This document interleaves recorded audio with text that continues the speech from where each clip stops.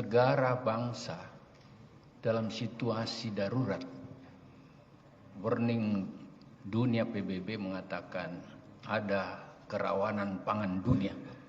Kemudian ada perintah extraordinary oleh kabinet dan presiden atas nama negara untuk mengambil sebuah langkah yang extraordinary atau diskresi berdasarkan Undang-Undang Nomor 2 2020 dan Perpu Nomor 1 2020 kalau saya tidak salah.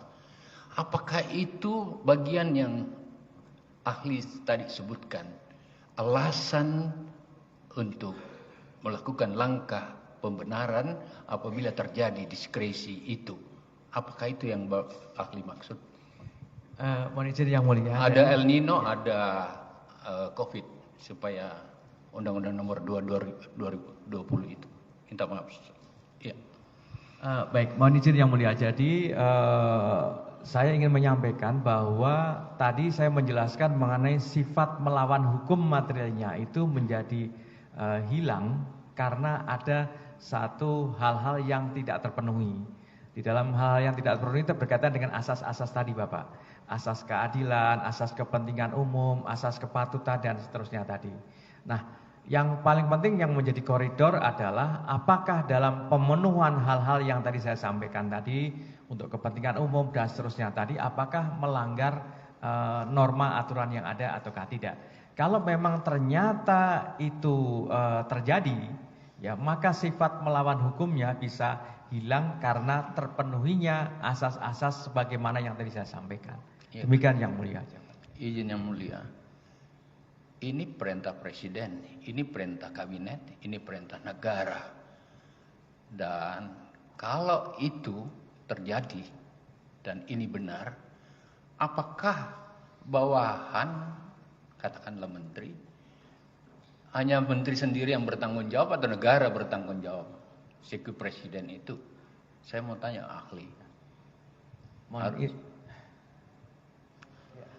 Nggak bisa izin ya? Secara umum yang mulia, barangkali secara umum pengetahuan saya, di luar pengetahuan saya dari sebagai ahli hukum administrasi, tapi tadi saya juga ditanya oleh kuasa hukum tadi berkaitan dengan latar belakang disertasi saya dalam hal ini ingin menyampaikan yang mulia, seringkali di dalam hukum pidana itu ada irisan-irisan yang mulia, irisan-irisan antara hukum administrasi dengan hukum pidana, irisan antara hukum perdata dengan hukum pidana. Maka yang ingin saya sampaikan tadi Bapak, tadi saya menjelaskan mengenai sifat melawan hukum materialnya itu ya yang seperti apa, menjadi hilang atau tidak. Nah, tentu di dalam kaitannya dengan melawan hukum dalam arti material itu harus terpenuhi hal-hal yang berkaitan dengan asas-asas tadi. Prinsipnya selama terpenuhi Bapak, maka sifat melawan hukumnya menjadi hilang dalam kondisi-kondisi tertentu. Demikian yang mulia. Izin yang mulia. Katakanlah seperti itu dalam pendekatan frame akademik pidana. Tapi pidana kan tidak berdiri sendiri gitu. Nah sekarang untuk kepentingan 287 juta orang makanan yang terancam.